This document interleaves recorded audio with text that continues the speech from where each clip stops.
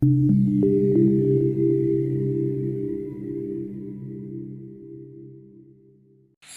දකින අලුත් ඇස YouTube චැනලෙන් අද අපි කතා බහ කරන්නේ නොහැකියාව පසක තබා ජීවිතයේ ජයගත් අපූර්ව තරුණෙක් සමගයි. ඉතින් ආයුබෝවන් කියලා පිළිගන්නවා ජනිත් මහත්මයා. ආයුබෝවන් කවිර මහත්තයා.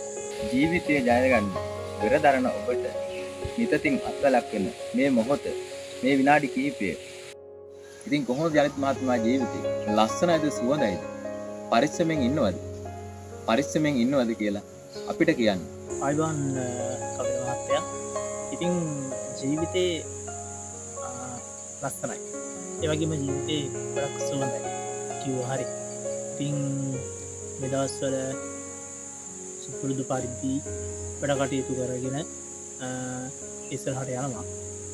ඉතින් මේ අතරතුරේ මගේ වැඩ කරගෙන ඉස්සරහට හොඳින් නිරෝගීව ඉන්නවා. ඉතින් මේ දවස් ටිකේ ඔබට පරිගණක පිළිබඳ විශේෂ දැනුම් සම්භාරයක් තියෙනවා. ඔබ පරිගණක ගුරුවරයෙක් වශයෙන් කටයුතු කරනවා. බැලුමට කෙනෙකුට හිතෙන්න පුළුවන් කොහොමද මේ දේවල් වලට යොමුනේ සහ මේ දේවල් ඉගෙන ගත්තේ. ඇත්තටම ජනිත් මහත්මයා කොහොමද මේ දේවල් ඉගෙන ගත්තේ? ඉතින් මම පරිගණක ශ්‍රේෂ්ඨයට මුලින්ම පිවිසුනේ මතකයි. ඉස්සෙල්ලාම මම හිටියේ විවිධ ඉස්කෝලේ 3 වෙනි ශ්‍රේණිය දක්වා ගියා. ඊට පස්සේ අපි කොළඹ ඉස්කෝලෙන් කොළඹ සෙවන ළමා නිවාසයේ කියලා නිවාසයක් තිබුණා. ඉතින් ඒකේ ස්පෙෂල් ස්කූල් කියලා තිබුණා. ඉතින් ඒකේ ඉගෙනගෙන ඒකෙදි තමයි අපේ පරිගණක සම්බන්ධව මට පරිගණක මගේ ජීවිතේට සම්බන්ධ වෙන්නේ. ඉතින් ලොකු මහන්සියක් දරුවා මම ඉගෙන ගන්න කම්පියුටර් සම්බන්ධව කොහොමද. ඉතින් කියන්න ඕනේ මගේ මෙහෙම කියන විද්‍යාවකේ ඉන්න කෙනෙක් වුණා. මට මම පරිගණක ශ්‍රේෂ්ඨය තෝරගත්ත මුල්ම තෝරගන්න ප්‍රධානම හේතුව තමයි මට ජීවිතේ දිනන්න පුළුවන් හොඳම සහ එකම ශ්‍රේෂ්ඨය තමයි පරිගණක ශ්‍රේෂ්ඨය. ඉතින් මේ මම අද දෙයක් කරනවා නම් ඒ හැමදේම පරිගණක ශ්‍රේෂ්ඨය සම්බන්ධයෙන් තමයි මේ හැම දෙයකටම ඉස්සරහට යන්නේ. ඒ වගේම මට ගොඩාක් කට්ටිය ඉන්නවා මේ පරිගණක ශ්‍රේෂ්ඨයට ආවට පස්සේ උදව් කරපු ගන්නපු ගුරුවරු, ඒ වෙනුවෙන් සහාය දුන්නු අය හැමෝම එහෙම මම නම් වශයෙන් කිව්වොත් එහෙම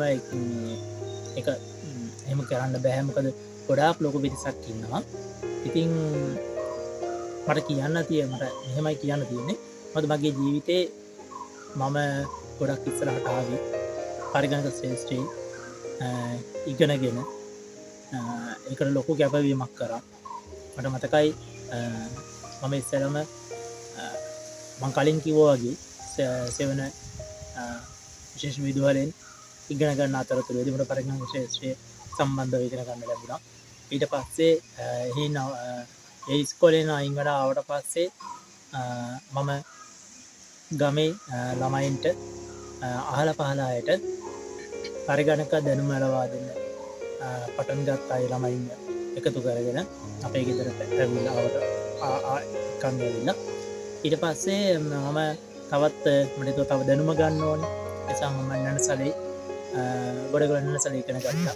ඊට පස්සේ විධාතය එකේ මම ඉගෙන ගත්තා. ඉතින් ඔය ටික මම යද්දි මට පුළුවන් වුණා පරිගණක ශ්‍රේෂ්ඨය සම්බන්ධව හොඳ දැනුමක් ලබා ගන්න. ඉතින් මම දැන් ඒ ටික ඉගෙනගෙන ඒ ආශ්‍රිතව වැඩ කටයුතු කරගෙන ඉස්සරහට යනවා. ඔබ පාසල යන අවදී ඉඳලා යම්කිසි අධිෂ්ඨානයක් තුනද ඉදිරියේදී මේ දේවල් කරනවා කියලා? මෙහෙමයි. මම පාසල් යන අවදී ඉඳලා මම කල්පනා කරපු දෙයක් තමයි මම ඉගෙන ගන්න දේවල් වලින් සමාජයට දෙයක් දෙන්න පුළුවන් කියලා ලොකු හැඟීමක් තිබුණා. මේ ඉලක්කයක් ඇතුව තමයි වැඩ කරේ. මගේ ඉන ගොඩක් තිබුණා. ඉතින් කම්පියුටර් වලින් ඉදිරියට ගිහිල්ලා මගේ ජීවිතය ලස්සන කරගන්නවා කියන තැන තමයි මම තියෙන්නේ. ඉතින් මට ඕනේ මගෙන් දෙයක් දෙන්න. ඉතින් මට ඒ ගැන හරිම සතුටක් තියෙනවා අද වෙනකොට. මොකද මට පරිගණක දැනුම හොඳට තියෙනවා. ඒ වගේම මගෙන් පරිගණක ආශ්‍රිතව ගැටලු තියෙන අය එහෙම නැත්නම් පරිගණක දැනුම දන්නේ නැති අය මගෙන් ඒ අධ්‍යාපනය ලබන්න මම හොයාගෙන ඇවිල්ලා තියෙනවා. ඉතින් මම ඒගොල්ලන්ට මම ලබාගත් මේ දැනුම දීලා තියෙනවා. ඉතින් අදටත් මම එහෙම දේවල් දෙනවා. හදිස්සිය කවුරු කෙනෙක් මගෙන් ප්‍රශ්නයක් આવුත් මට මේක තේරෙන්නේ නැහැ කොහොමද මේ දේවල් වෙන්නේ කියලා මට ඒ සම්බන්ධව මම අරන් වරන් කියනවා. දෙයක් කරොත් ඒකේ අපි යම් කිසි වැඩක් කරනකොට අපි අරමුණක් තියාගෙන වැඩක් කරනකොට අපි ඒකෙන් දියුණු වෙනවා වගේම අපි අනිත් සමාජයටත් ඒ දේවල් යවන්න පුළුවන් නම් ඒ දේවල් වලින් යහපතක් කරන්න පුළුවන් කියලා දැනෙනවා කියලා. ඉතින් මම හිතනවා මම මේ දේවල් ලොකු ඉලක්කයක් තිබිලා තමයි මෙතනට ආවේ. මොකද මම ප්‍රොජෙක්ට් එකේ අභියෝග රසක් තිබුණා. අභියෝග වලට අභියෝග කරගෙන තමයි මේ තාක්ෂණය ඇවිල්ලා. අද සමාජයේ බොහෝ දෙනෙක් කියනවා අපි කොයිතරම් උත්සාහ වුණත් අපිට වාසනාවක් නැහැ කියලා. ඇත්තටම මේ වාසනාවයි උත්සාහය කියන දෙකේ අතර මොකක්ද ඔබ තෝරගන්න තියෙන්නේ? වාසනාවද නැත්නම් උත්සාහයද? නැත්නම් මේ දෙකම තියෙන්න ඕන කියලාද හිතන්නේ? හරි. එහෙමයි කපිල මහත්තයා. වාසනාව අවාසනාව කියන එක මගේ ජීවිතෙත් එක්ක සම්බන්ධ කරලා මම කතා කළොත් මම මෙච්චර අපුදුරත් එක්ක කල්පනා කරලා බලද්දි මම නම් මුල් තැනම දෙන්නේ උත්සාහයට. මොකද වාසනාව ඉතින් අර එක එක්කෙනාගේ දය එක එක්කෙනාගේ අදහස් අනුව මම උඹට මොකොත් කියන්න යන්නේ නැහැ. මොකද ඒක හැමෝගෙම කැමැත්තනේ. ඉතින් ඒ හින්දා ඒක සමාජයේ කැමැත්ත කෙනෙකුට සාපේක්ෂව. ඉතින් මම හිතන විදිහට නම් මගේ ජීවිතයට සම්බන්ධව මම කතා කරොත් මම නම් වාසනාව කියන එක විශ්වාස කරන්නේ 105යි. 100ට ඉතුරු 95ම මම වැඩි කර මම ගොඩක්ම විශ්වාස කරන දේ තමයි උත්සාහය. තමන් ගැන තියෙන අවංකවම තමන් ගැන තියෙන්න ඕනේ ලොකු විශ්වාසයක්. මම කියන්නම්. මොකද මම ආබාධිත කෙනෙක් විදිහට ඉපදුණා.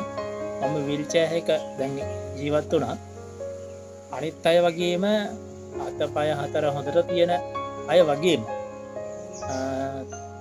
ඒ වගේම එයා සමානව මම වැඩ ටික කරගෙන යනවා. ඒ කියන්නේ මට බැරි නැගිට ගන්න පොද පුපුවෙන් නැගිට ගන්න විතරයි. ඉතින් ඒක මොකද ඊට වඩා මොකද මම බැලුවොත් මම අනිත් අය වගේම සාමාන්‍ය ඉස්කෝලේ වලට ගිහිල්ලා තියෙනවා. ඒ වගේම අනිත් අය වගේම විභාග වලට ඉදිරිපත් වෙලා තියෙනවා. ඒවා ප්‍රතිඵල තියෙනවා. තෘතිය පුහුණු ආයතන වල ඉගෙනුම ලැබලා තියෙනවා.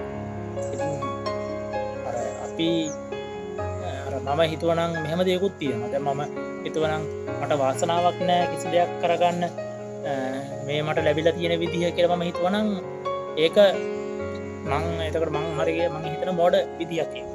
මම හිතන්නේ මොඩකම. මොකද අපිට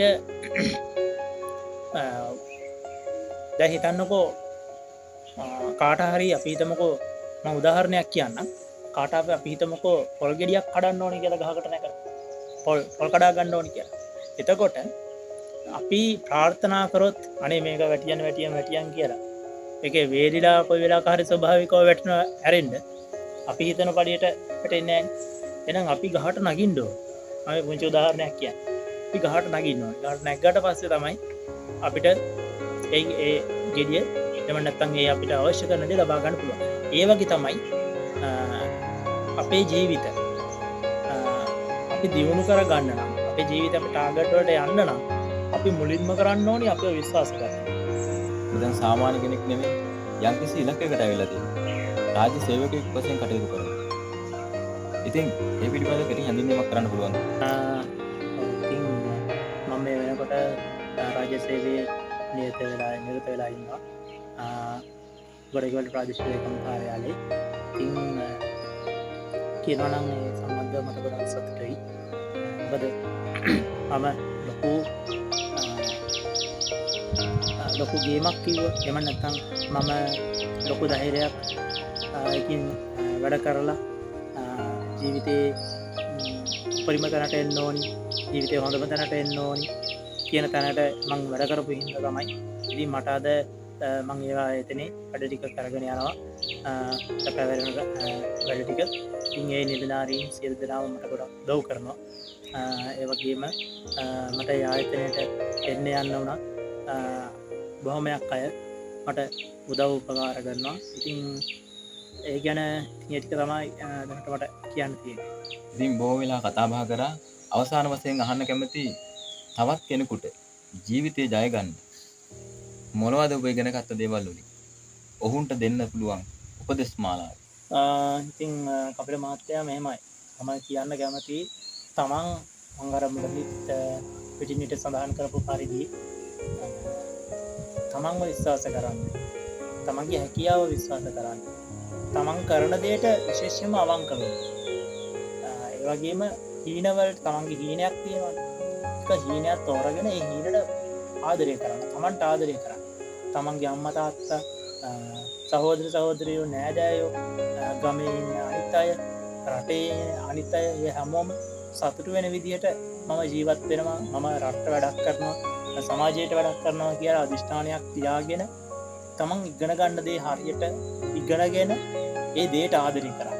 තමන් කරන දේට මං කලින් කිව්වේ ආදරය කරන්න. එතකොට විශේෂයෙන්ම තමන් ගැන විශ්වාස කරන්න. සමහර විට දෙයක් කරගෙන යද්දී ඕක කරන්න ඕක කරොත් හරියයිද කියලා සමාජයෙන් සමහරට එන්න පුළුවන් මිනිස්සු කතා කරනවා. එහෙම නැත්නම් අප කරොත් හොඳයිද? අද හොඳයිද? ඒ වගේ අද දවස හොඳයිද? නැත්නම් මේ දිශාව හොඳයිද කියලා මිනිස්සු අහන්න පුළුවන්.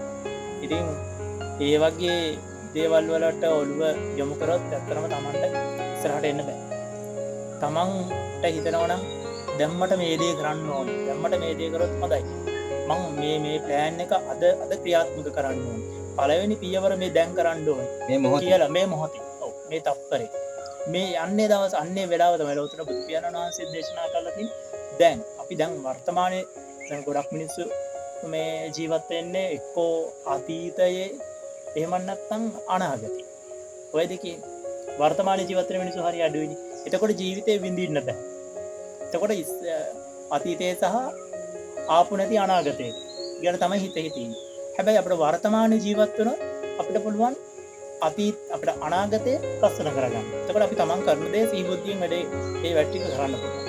ඉතින් අපිට කරන්න තියෙන දේ තමයි මට අනිත් අයට කියන්න තියෙන දේ තමයි ඔයගොල්ලෝගේ ජීවිත ලස්සන කරගන්න නම් ඔයාලා කරන්න ඕනි පළවෙනිම වැඩේ අමතක නොකර පළවෙනිම වැඩේ තමයි තමන්ව විශ්වාස කරන්න, තමන්ට ආදරය කරන්න, තමන්ගේ හීනවලට ආදරය කරන්න, ඒ වෙනුවෙන් හැම මොහොතකම කැප වෙලා වැඩ කරන්න. ඉතින් ඔය ටික තමයි අපේ මහත්තයා මට අවසාන වශයෙන් කියන්නේ. ඉතින් අවසාන වශයෙන් අහන්න කැමති ඔබ ඔයතැනට එන්න ඔබට උදව් උපකාර කරන ඔබට සහයෝග දී යම්කිසි පිරිසක් ඉන්නවද? ඇත්තටම බොහොම ස්තුතියි අවස්ථාවක් දුන්නට මේ සම්බන්ධව මම වචනයක් එකතු කරන්න කැමතියි. සමාජයේ දැක්කම අපි වගේ අයව පැත්තකට දාලා කොන් කරලා දානවා. එහෙම මෙයාට කිසිම දෙයක් කරගන්න බෑ. එහෙනම් සමාජයට තමයි අපිව යවන්නේ නැහැ. මෙතනින් මම පණිවිඩයක් දෙනවා. මේ ප්‍රෝග්‍රෑම් එක බලන ආබාධිත කෙනෙක්ගේ අම්මා කෙනෙක් හරි තාත්තා කෙනෙක් හරි බලනවා නම් ඔබේ දරුවට අනිවාර්යයෙන්ම දක්ෂතාවයක් තියෙනවා. ඒ කිසිම තැනක දක්ෂතාවයක් නැති කෙනෙක් මෙහි වෙන්නේ නැහැ. මොනවා හරි දෙයකට ඉස්සරහට යන්න පුළුවන් අය ඉන්නේ. ඉතින් මං කියන්නේ මේ අවස්ථාවක් කරගන්නොත් ඒ අයටත් මගේ අම්මා මගේ තාත්තා වගේ ඒ අයටත් ඔයගොල්ලොන්ගේ දරුවෝ ඉන්නවා නම් ඒගොල්ලෝ සමාජයෙන් වහං කරගන්න නැතුව වහලා අයින් කරලා ගේ ඇතුලේ තියාගෙන ඉන්න නැතුව සමාජයට යවන්න. ඒක වැදගත්ම දෙයක්. මොකද සමාජයට යවන්න යාව උගන්වන්න තැනකට යවන්න. ඉතින් ඒකම කියන්න ඕනේ මගේ පෙර පිනකට තමයි මට අද මට මේ දැන් අද මට ලැබිලා ඉන්න මගේ අම්මා තාත්තා මට ලැබුණේ. ඉතින් ඒගොල්ලෝ තමයි මගේ යෝධ ශක්තිය. ඒගොල්ලෝ තීරණය කරේ නැත්නම් මෙයාව මං ඉස්සර මෙයාව ඉස්කෝලේට යවල වැඩක් නැහැ කියලා එහෙම තීරණය කරා නම් අද මම මෙතන නැහැ කපිල මහත්තයා. අතනම කියනවා. ඉතින් ඒගොල්ලෝ ලොකෝ මහන්සියක් දාඩියලේ කඳුළු හෙලලා ලොකෝ මහන්සියක් වෙලා අද මාව මෙතනට අරන් එවලා තියෙනවා. ඉතින් මං අනිත් අයට කියන්නේ ඒ වගේම තමයි දෙමාපියෝ ඇතුළු මගේ මේ එන ගමනට මේ තත්පරේ දක්වා එන ගමනෙදී හිනාවකින් හරි මට සහයෝගය දක්වපු සියලු දෙනාටම ගොඩක් ආදරෙයි, ගොඩක්ම ස්තුතියි, ගොඩක් පින්. ඒ හැමෝටම නිරෝගී සුව ලැබෙන්න කියලා ප්‍රාර්ථනා කරනවා. අවසාන වශයෙන් ඉතින් ඒ වගේම මම කියන අර මම කලින් කිව්වා වගේ මම වගේ අය මේ ප්‍රෝග්‍රෑම් එක බලනවා නම් ඒක බලලා නිකම්ම ඉන්න එපා. මේකෙන් ගන්න දේවල් ගොඩක් ඇති වලගේ ජීවිතවල. ඒ දේ ගන්න. එච්චර කාලයක් පටන් ගත්තේ නැති දෙයක් තියෙනවා නම් ජීවිතේ ඉස්සරහට යන ගමනේදී දැන් පටන් ගන්න. මේ ප්‍රෝග්‍රෑම් එක අවසන් වෙනකොටම ඔයාලා පටන් ගන්න. ඔයාලගේ ජීවිත ලස්සන වෙයි. ඉස්සරහට තමන්ව විශ්වාස කරගෙන යනවා. බොහොම ස්තුතියි ජනිත් මහත්මයා අද අප සමග එකතු වී කතා බහ කරාට. මොකද අද ඔබ දුන්නේ උපදෙස් මාලාව තවත් කෙනෙකුගේ ජීවිතය ජය ගන්න, තවත් කෙනෙකුට ජීවත් වෙන්න. ඉතින් ඒ උපදෙස් මාලාව අපි ඔබ සියලු දෙනා පිළි අරගෙන ජීවිතයේ උදාසීන නොවි ඉදිරියටම ගෙනියන්න එන්නේ ඉලක්කයට යා යුතුයි. සියලු දෙනාටම කියන්නේ සතුටින් ඉන්න, පරිස්සමෙන් ජීවත් වෙන්න. මොකද පරිස්සම තිබුණොත් තමයි සතුට එන්නේ. ඒක නිසා අපි කැමති ඔබ පරිස්සමෙන් ජීවත් වෙනවට. පරිස්සමෙන් ජීවත් වෙන්න කියලා අලුත් දැස ඔබට ප්‍රාර්ථනා කරනවා.